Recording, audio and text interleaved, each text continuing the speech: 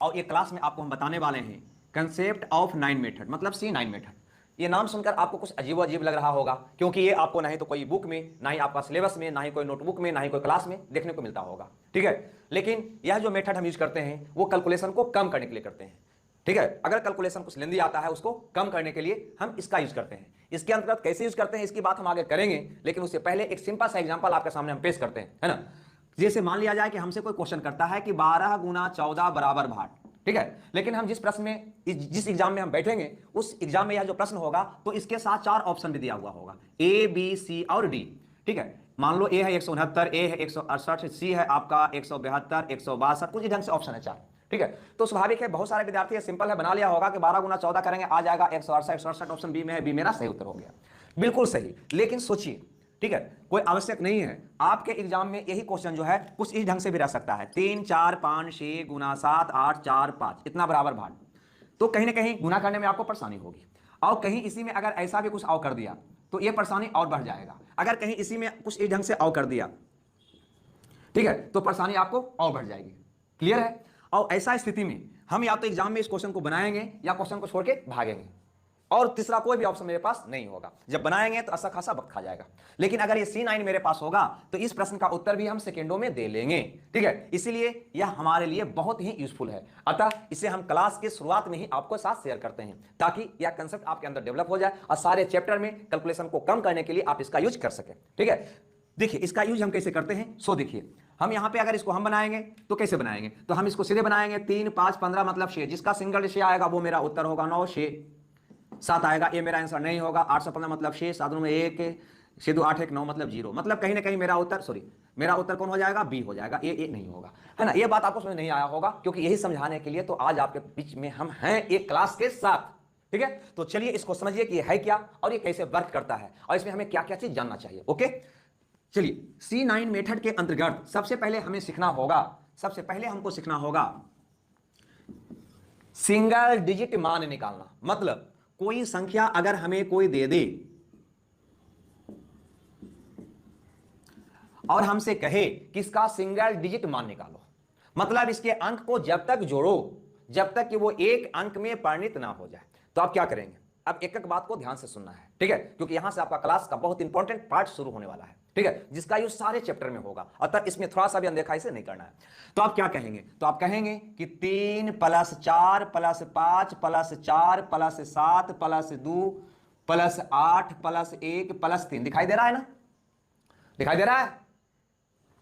अब इसको ऐड करेंगे आप, 4 3 7 5 12 4 16 16 7 23 2 25 8 33 1 34 3 37, आपका 37 आया। 37 में पुनः 2 अंक है तो पुनः इसको आप ऐड कर लीजिए, तो 3 और 7 को ऐड करेंगे तो 7 और 3 10 हो जाएगा। 10 में पुनः 2 अंक आया, पुनः ऐड कर लीजिए, कितना हो जाएगा, 1 हो जाएगा। मतलब ये कि ये संख्या का सिंगल डिजिट आप निकालेंगे तो कितना आएगा, 1 आएगा। कितना आएगा, 1 आएगा। ओके, लेकिन इस प्रकार से आप सिंगल डिजिट नहीं निकालेंगे। कैसे निकालेंगे, तो इसके लिए आपको याद रखना चाहिए 9 मतलब 0 और 0 मतलब 9।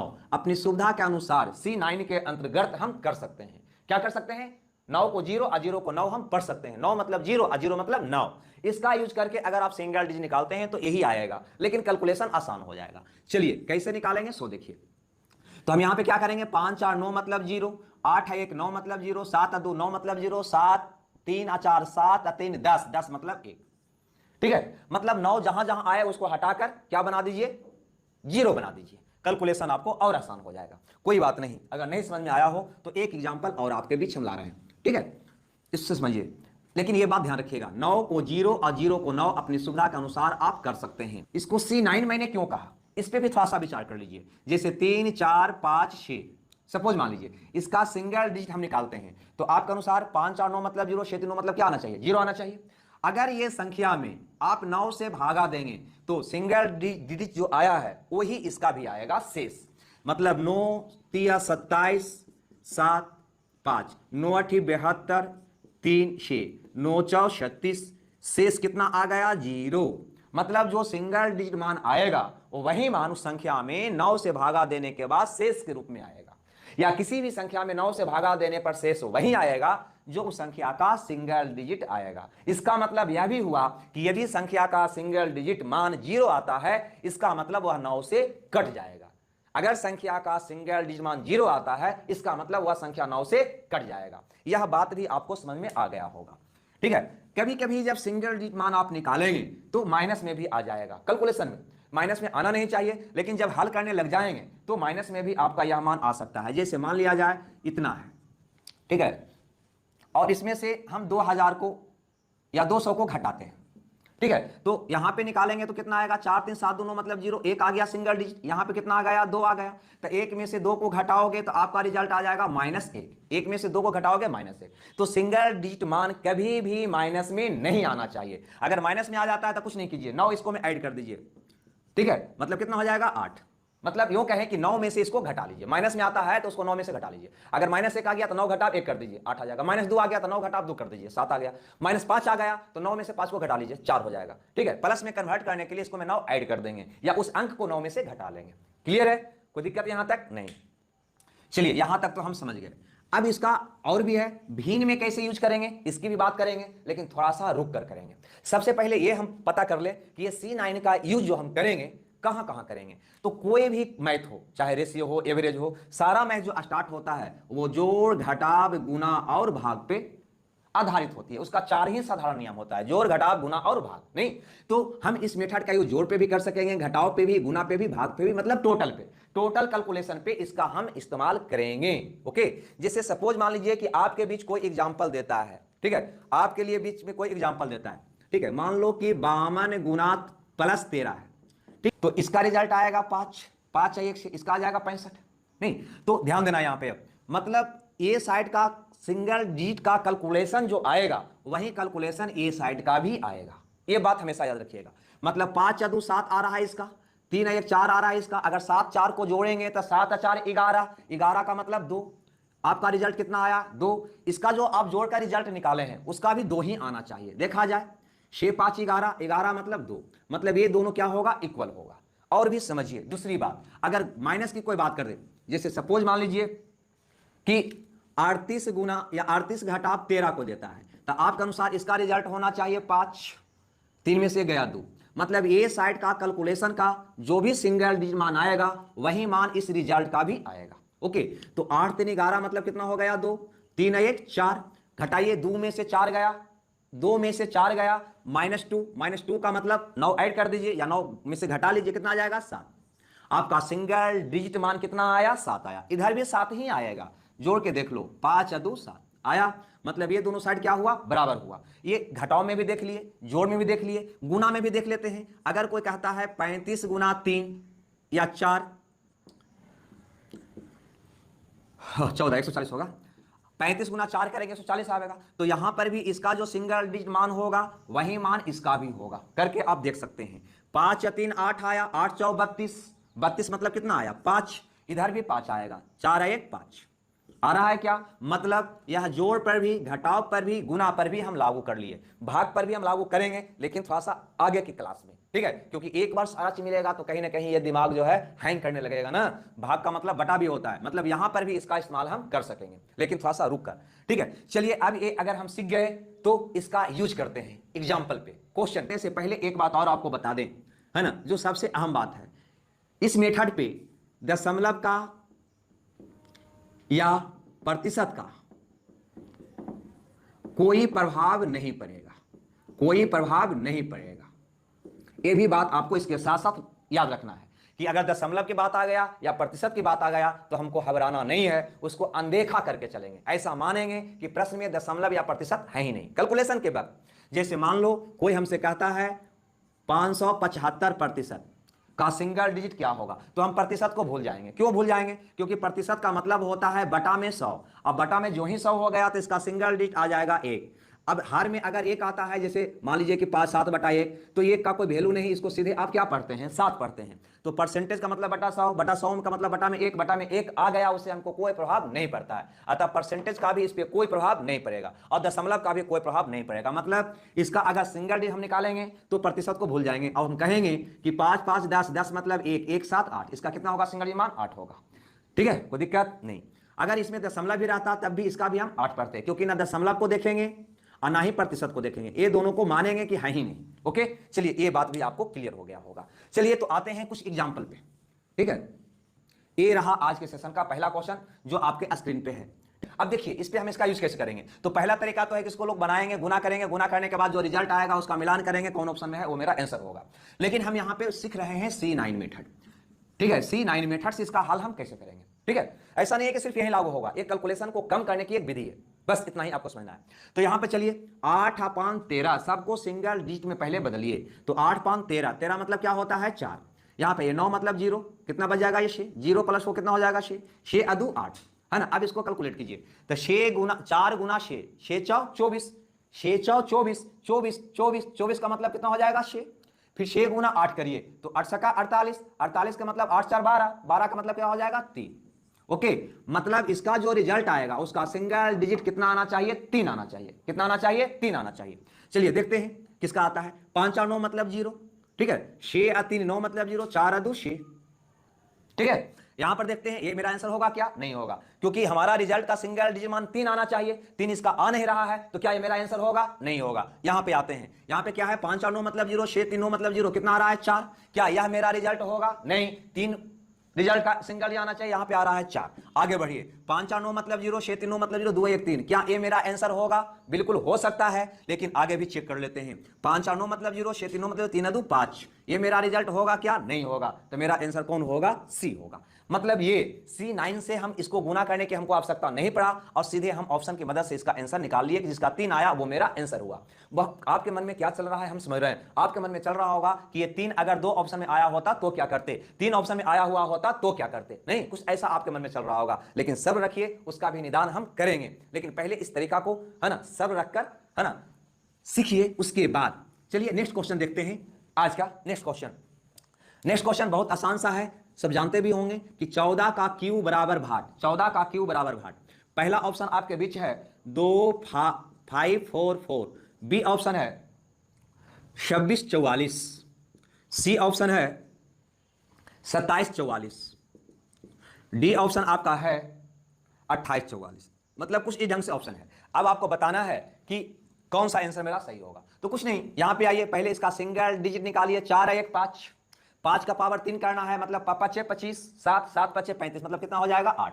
इसका सिंगल डिजिट कितना हो जाएगा 8। ये प्रैक्टिस पे आपको डिपेंड करेगा, जितना इसका प्रैक्टिस करेंगे उतना ही आपको फायदा करेगा। और स्टार्टिंग में बताने का वजह यही है कि प्रत्येक चैप्टर में जब आएंगे तो कैलकुलेशन तो प्रत्येक चैप्टर में मिलना है ना। अतः आपका यूज अंत तक होते रह जाएगा, अपने आप प्रैक्टिस हो जाएगा। ओके, स्टार्टिंग में कोई भी चीज हार्ड लगता है, करते हैं, ये हार्ड लग रहा होगा लेकिन बहुत जल्द आसान हो जाएगा। ठीक है, मायूस मत होइए। ठीक है, यहां पे देखिए 4 1 5, 5 को 3 बार करिएगा तो ये होगा ना, तो 5 5 25, 25 का मतलब 7, फिर 7 को गुना 5 से करिएगा, 7 5 35, 35 का मतलब 8, कितना आया 8।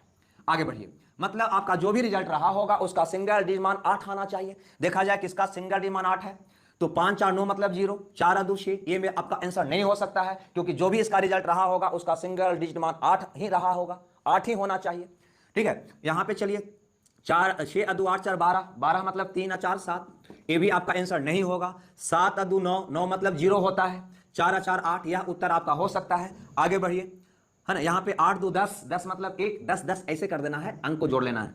8 2 10, 10 मतलब 1, 1 4 5, 5 4 9, 9 मतलब 0, 0 भी आपका आंसर नहीं होगा। आंसर कौन होगा आपका, सी होगा। ध्यान रखें, ये सब के लिए सत्य है, सारे क्वेश्चन के लिए, जोड़ घटाव गुना भाग सब के लिए सत्य है, लेकिन है ना इक्विवेलेंट वैल्यू के लिए। लेकिन कभी भी आसन्नता मान अगर आता है, आसन्नता मान अगर आता है, वहां पे इसका यूज हम नहीं कर सकते। आसन्नता का मतलब लगभग मान, लगभग मान के लिए इसको हम यूज नहीं, इक्विवेलेंट वैल्यू के लिए है ना, एकदम से इक्विवेलेंट वैल्यू के लिए, सही मान के लिए ही यह यूजफुल है ना। सही मान के लिए यूनिवर्सल सत्य है, सभी जगह आपको यह सत्य होगा। ठीक है, चलिए आज के सेशन का तीसरा क्वेश्चन देखते हैं, इसको समझने के लिए क्वेश्चन नंबर 3 पे विचार करते हैं, है ना। थोड़ा सा लंबा क्वेश्चन, अगर ऐसे कैलकुलेशन करके बनाएंगे इस क्वेश्चन को तो अच्छा खासा वक्त ले लेगा, नहीं लेगा क्या।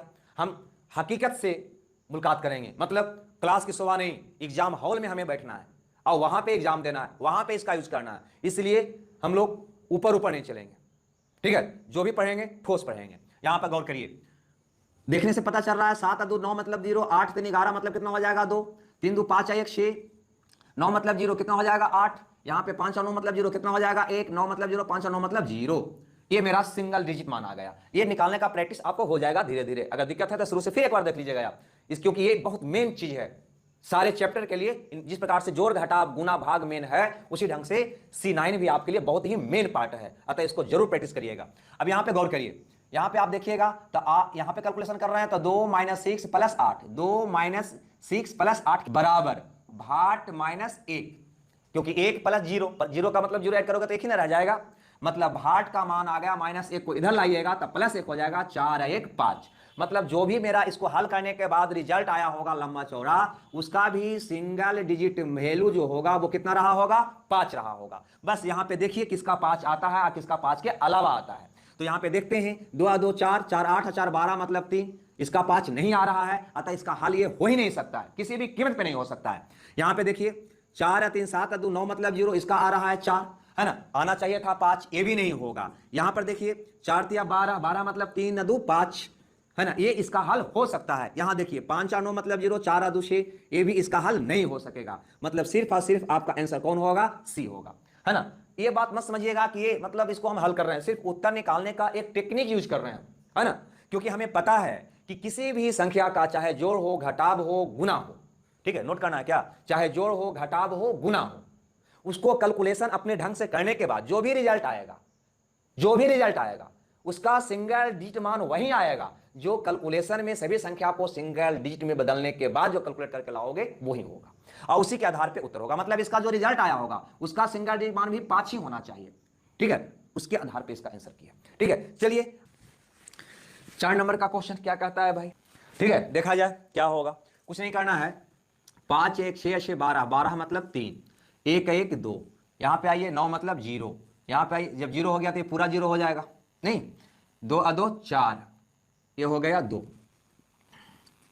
हल करिएगा तो क्या होगा, 3 दूनी 6 - 0 + 4, तो +4 हो जाएगा, बराबर, सॉरी 3 दूनी 6, 6 और 4 10 मतलब 1, बराबर भाट × 2, या भाट बराबर आप कहोगे 1/2, ठीक है। तो ऐसा आप भिन्न में अभी परिवर्तित मत करिएगा, हम चूंकि भिन्न की भी बात करेंगे लेकिन अगला क्लास में करेंगे। ऐसा होता है तो ऊपर नीचे हम 5 से गुना कर लेते हैं, मतलब इसका कितना हो जाएगा, 5 हो जाएगा, लेकिन अभी इसकी बात हम नहीं करेंगे, ठीक है। क्या करेंगे कि हमारा भाट का मान बताना है, अब भाट का जो भी मान होगा उसमें अगर हम 2 से गुना करेंगे तो 1 आना चाहिए, मतलब ये ऑप्शन ही तो भाट है, मतलब इसको में अगर हम 2 से गुना कर दें तो कितना आना चाहिए, 1 आना चाहिए।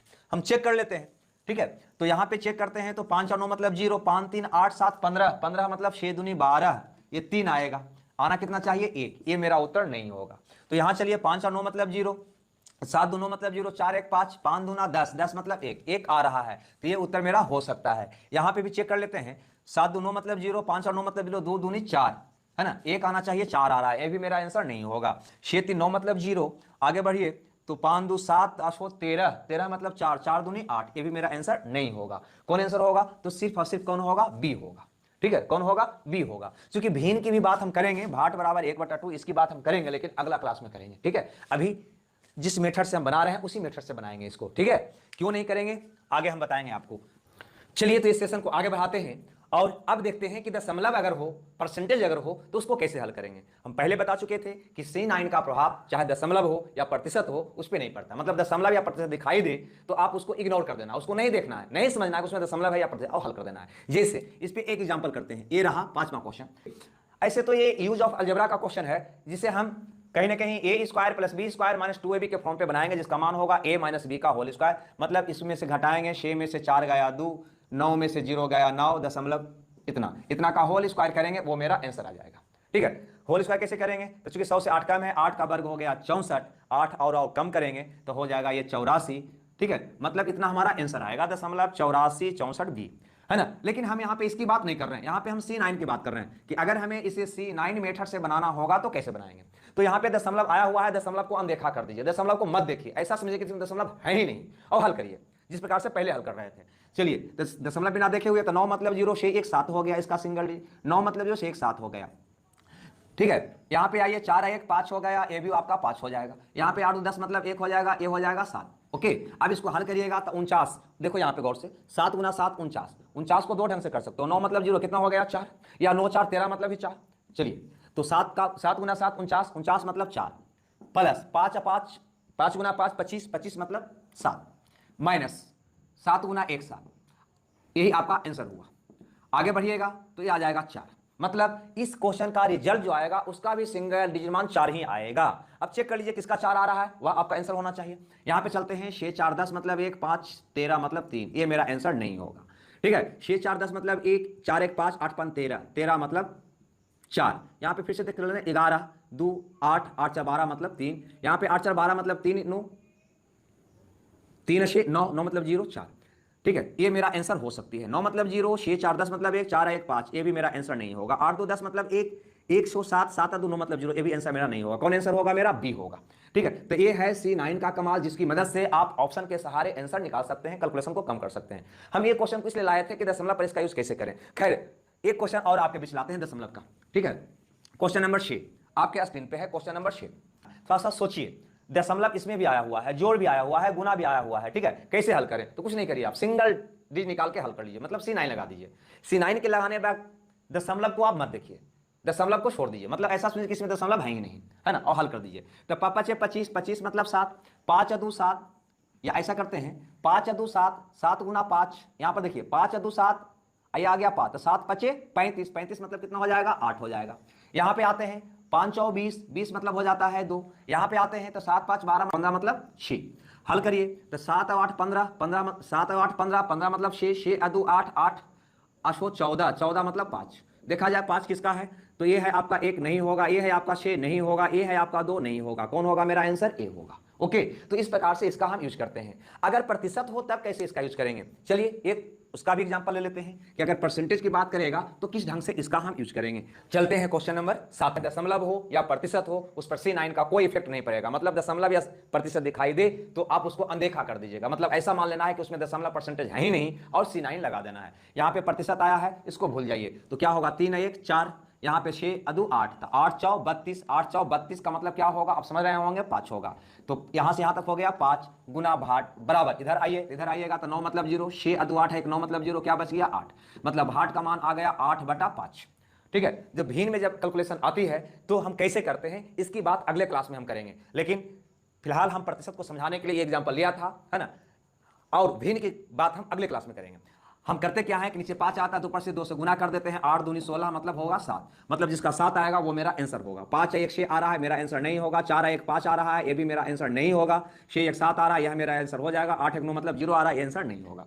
ठीक है, हम समझ रहे हैं आपका प्रॉब्लम कि ये कैसे किए, लेकिन इसकी बात हम अगले क्लास में करेंगे, बहुत जस्ट करेंगे। अगर ये भिन्न का कंसेप्ट अगर ना भी होता तब भी हम इसको बना लेते हैं। देखो कैसे बनाते, इसकी बात हम यहाँ पे कर देते हैं। ठीक है, ये ऑप्शन ए था, ये हमारा बी था, ये हमारा सी था, ये हमारा डी था।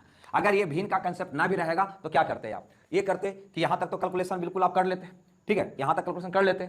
अब यहां पे करते क्या कि भाट का मान आपसे पूछा गया है और भाट में 5 से गुना करने पे कितना आना चाहिए? 8 आना चाहिए। भाट का मान आपसे पूछा गया है, भाट में 5 से गुना करने पे कितना आना चाहिए? 8 आना चाहिए। अब भाट यही तो चारों में से कोई ना कोई है, अतः इसमें अगर हम 5 से गुना करेंगे तो हमारा 8 सिंगल डिजिट आना चाहिए ना, जो उसका 8 आएगा वो मेरा आंसर होगा। तो 5 1 6 6 5 30, 30 मतलब 3, ये मेरा आंसर नहीं होगा, 8 नहीं आया। यहां पर चलिए 4 1 5 5 25, 25 मतलब 7, 8 पुनः नहीं आया, ये भी नहीं उत्तर होगा। 6 1 7, 7 5 35, 35 35 35 का मतलब क्या होता है? 8, ये 8 आ गया, ये उत्तर होगा। 8 1 9, 9 मतलब 0, 0 में 5 से गुना करेगा 0 हो जाएगा, तो ये भी आपका उत्तर नहीं होगा। ठीक है, लेकिन फिर भी हम इसकी बात, भिन्न की बात हम नेक्स्ट क्लास में करेंगे। जब तक के लिए इसे आप जरूर देखें और बार बार देखें, जब तक देखें कि जब तक फुल्ली कंसेप्ट आपका दिमाग में सेट नहीं हो जाता है ना। नोट करने की आवश्यकता ना पड़े, इतना बार इसको देखें। ठीक है, तो मिलते हैं यही नई जोश और उमंग के साथ अगला क्लास में। जब तक के लिए धन्यवाद। Okay, bye bye.